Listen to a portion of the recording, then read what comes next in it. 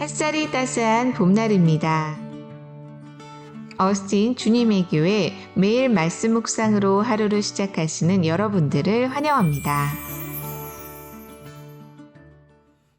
안녕하세요, 성도 여러분. 5월 29일 월요일 말씀 묵상 시작하겠습니다. 오늘 함께 나눌 말씀은 사무엘하 23장 13절부터 17절까지의 말씀입니다. 사무엘하 23장 13절부터 17절까지의 말씀 함께 읽겠습니다. 또 32목 중 세 사람이 곡식 벨 때에 아둘람 굴에 내려가 다윗에게 나아갔는데 때에 블레셋 사람의 한 무리가 르바임 골짜기에 진쳤더라. 그때에 다윗은 산성에 있고 그때에 블레셋 사람의 요새는 베들레헴에 있는지라. 다윗이 소원하여 이르되 베들레헴 성문 곁 우물물을 누가 내게 마시게 할까 하매 세 용사가 블레셋 사람의 진영을 돌파하고 지나가서 베들레헴 성문 곁 우물물을 길어가지고 다윗에게로 왔으나 다윗이 마시기를 기뻐하지 아니하고 그 물을 여호와께 부어드리며 이르되 여호와여, 내가 나를 위하여 결단코 이런 일을 하지 아니하리이다. 이는 목숨을 걸고 갔던 사람들의 피가 아니니까 하고 마시기를 즐겨하지 아니하니라. 세 용사가 이런 일을 행하였더라. 제가 초등학교 다닐 때 많은 분들이 아시는 한국을 빛낸 100명의 위인들이라는 노래가 있었습니다. 100명의 이름을 다 나열해야 했기 때문에 가사가 5절까지나 있었습니다. 그 이름들 중에는 잘 아시는 백제의 계백 장군과 그에 맞서 싸운 신라 화랑, 관창, 그리고 김유신 장군, 장보고, 강감찬, 최영, 이순신 장군, 그리고 홍길동과 임꺽정까지 어릴 때부터 들었던 유명한 이야기의 주인공들입니다. 각자 자기 나라를 위해 목숨 바쳐 싸웠던 그런 위인들이죠. 제가 또 중고등학생이 되고 나서는 삼국지에 심취했던 적이 있었습니다. 중국의 영웅 이야기들은 좀 과장이 심한 편이긴 하지만 관우, 장비, 조자룡, 여포와 같은 장수들의 그런 이야기를 읽고 있으면 그들의 무예가 너무나도 뛰어나서 입이 딱 벌어질 정도입니다. 그런데 오늘 본문을 보니까 성경에도 그런 사람들이 3명 등장합니다. 압살롬의 반역, 그리고 다윗 왕의 예루살렘 귀환, 그리고 세바의 반란이 진압되는 것으로 사무엘서의 큰 사건들이 끝이 났습니다. 사무엘하 21장부터 마지막 24장까지는 사무엘서의 부록과 같은 역할을 하는데 다윗 왕정에 대한 회고, 그리고 사무엘서의 결론을 다루고 있습니다. 그 중에 오늘 본문은 다윗이 사울에게 쫓기던 때인지 아니면 이스라엘 통치 초기의 일인지 시간적 배경이 분명하지는 않지만 다윗과 함께 했던 32목 가운데서 세 사람의 활약에 대한 이야기입니다. 32목이라는 말이 30명의 우두머리라는 뜻이 될 수도 있겠지만 30명의 용사라는 뜻도 됩니다. 그리고 정확히는 30명이 아니라 39절에 보니까 명단이 다 나와 있지는 않지만 그 수가 37명이라고 기록하고 있습니다. 이 용사들은 다윗이 블레셋을 물리치고 왕조를 굳건히 세우는데 목숨을 아끼지 않았던 그런 용사들이었습니다. 그리고 그 용사들의 이야기는 오늘 본문에 등장하는 세 용사의 이야기에서 절정에 이르게 됩니다. 전쟁을 하다 보면 후퇴해야 할 때도 있고 또 요새를 빼앗기기도 합니다. 14절에 보니까 그때에 다윗은 산성에 있고 그때에 블레셋 사람의 요새는 베들레헴에 있는지라. 베들레헴은 유다 땅에 있는 다윗의 고향 아닙니까? 블레셋 사람들의 주둔지가 베들레헴이고 다윗이 산성에 있는 것을 보니까 아무래도 전쟁 중에 베들레헴을 빼앗긴 것 같아 보입니다. 요즘 유튜브 영상으로 된 그런 자료들이 엄청나게 많은데요. 이스라엘의 산 이렇게 검색해 보시면 그들이 말하는 산과 우리가 알고 있는 산이 많이 다르다는 것을 알 수 있습니다. 우리는 산이라고 하면 나무가 빽빽하게 또 높이 솟아있고 또 중간중간에 약수터도 있는 그런 산을 생각합니다. 그러나 유대인들에게 산은 물론 저기 북쪽 갈릴리보다 더 북쪽으로 올라가면 헐몬산이 있긴 하지만 유다 땅에 있는 산들은 대부분 광야에 있는 높은 언덕이라고 생각하시면 됩니다. 나무도 없고 물도 없습니다. 그 산에 있는 어떤 동굴에 다윗과 병사들이 몸을 숨기고 있었습니다. 물도 없는 광야에서 얼마나 목이 말랐겠습니까? 몸도 지치고 또 극심한 갈증을 느낀 다윗은 베들레헴 성문 곁에 있는 우물물을 떠올리면서 그 물을 간절히 마시고 싶다는 갈망을 자신도 모르게 그렇게 드러냈습니다. 15절에 다윗이 소원하여 이르되 베들레헴 성문 곁 우물물을 누가 내게 마시게 할까 하매, 다윗이 의식적으로 혹은 무슨 의도를 가지고 한 말이라기보다는 무의식적으로 무심코 입에서 나온 말이었습니다.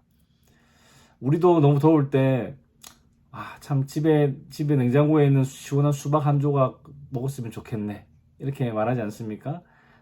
근데 옆에 있는 사람 보고 저희 집 냉장고에 있는 수박을 가져와 달라고 하는 말은 아니죠. 그게 너무 더우니까 그냥 하는 말입니다. 그런데 다윗 왕의 그 말을 들은 세 용사가 목숨을 걸고 블레셋 사람들의 요새인 베들레헴에 가서 진을 뚫고 물을 떠왔습니다. 16절, 17절을 함께 읽어보겠습니다. 다시 한번. 세 용사가 블레셋 사람의 진영을 돌파하고 지나가서 베들레헴 성문 곁 우물물을 길어가지고 다윗에게로 왔으나 다윗이 마시기를 기뻐하지 아니하고 그 물을 여호와께 부어 드리며 이르되, 여호와여, 내가 나를 위하여 결단코 이런 일을 하지 아니하리이다. 이는 목숨을 걸고 갔던 사람들의 피가 아니니까 하고 마시기를 즐겨하지 아니하니라. 세 용사가 이런 일을 행하였더라. 어떻게 단 3명의 용사가 블레셋 진영을 돌파하고 지나가서 베들레헴 성문 곁에 있는 우물물을 길어서 이렇게 돌아올 수 있었는지 정말 의문이 듭니다. 저는 이 부분을 읽을 때마다 삼국지의 조자룡이 떠오릅니다. 자신의 주군인 유비의 어린 아들 아두를 구하기 위해서 혈혈단신 죽을 각오로 적진에 뛰어들었습니다. 유비의 아들을 찾아 자신의 갑옷 속에 품고 막 말을 달리는데 조조의 정예군이 조자룡을 막아섭니다. 그의 기세를 보고 조조는 이 조자룡을 가져야겠다, 이런 생각을 하고 반드시 이 조자룡을 사로잡으라고 그렇게 명령을 합니다. 그러나 조자룡은 그들에게 잡히지 않고 창으로 조조의 장수 50여 명을 말해서 떨어뜨리며 적진을 빠져나간 그런 유명한 일화가 있습니다. 마치 이 조자룡과 같이 이 3명의 용사가 자신의 목숨을 걸고 다윗을 위해 적진에서 물을 길어왔습니다. 다윗의 부탁도 아니었고 또 명령은 더더욱 아니었습니다. 다윗의 용사들이 얼마나 다윗을 사랑했으면 무심코 한 말을 흘려듣지 않고 다윗을 위해 목숨까지 걸고 물을 길어왔겠습니까? 물을 길어오면 큰 상을 준다고 했습니까? 무슨 벼슬을 준다고 했습니까? 아무것도 없습니다. 그저 자신들의 왕 다윗을 사랑했기 때문입니다.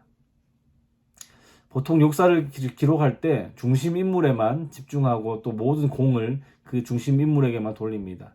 예를 들어 이순신 장군의 유명한 3대 대첩인 한산, 또 노량, 명량 대첩에서 승리한 공은 이순신 장군에게만 돌아갑니다. 이순신 장군을 도와 목숨을 바쳐 싸운 군사들이나 우두머리들의 이름을 우리가 들은 바가 없습니다.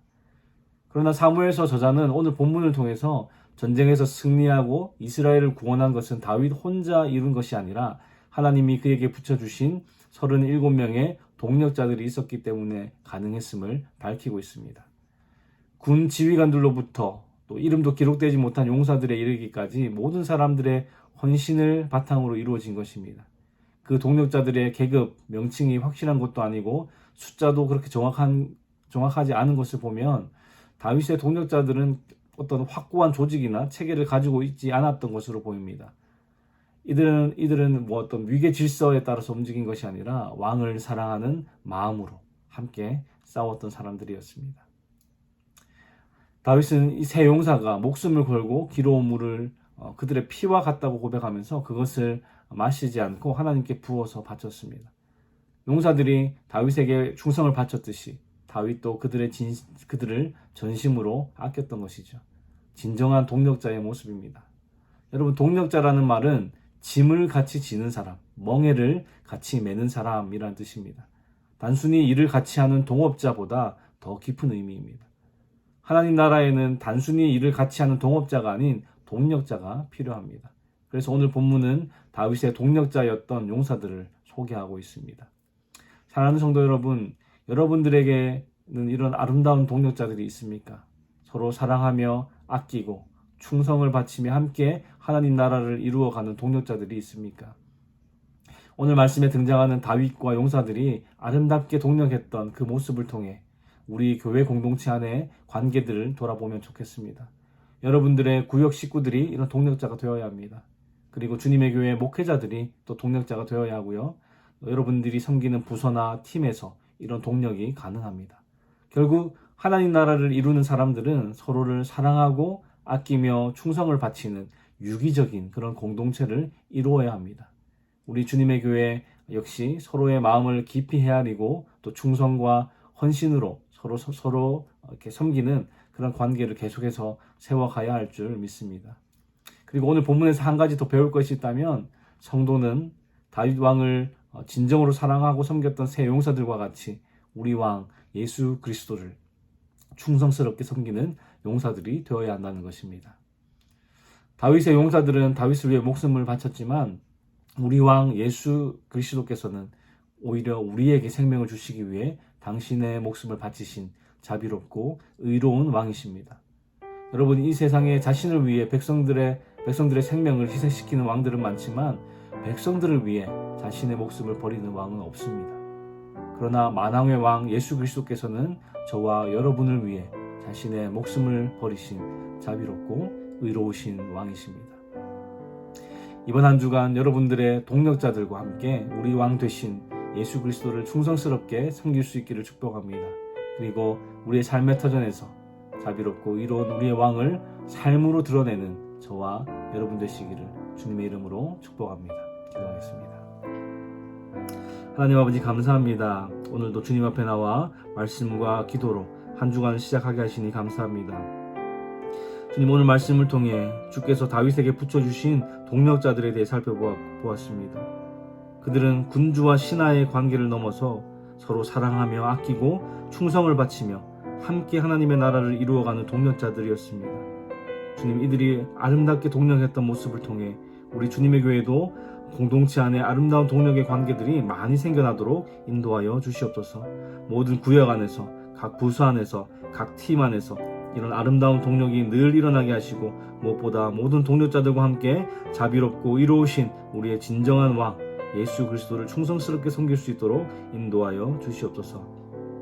주님, 오늘 하루도 주께서 주시는 힘과 은혜로 살아가기 원합니다. 주의 도우심으로 승리하는 하루 되게 하여 주시옵소서.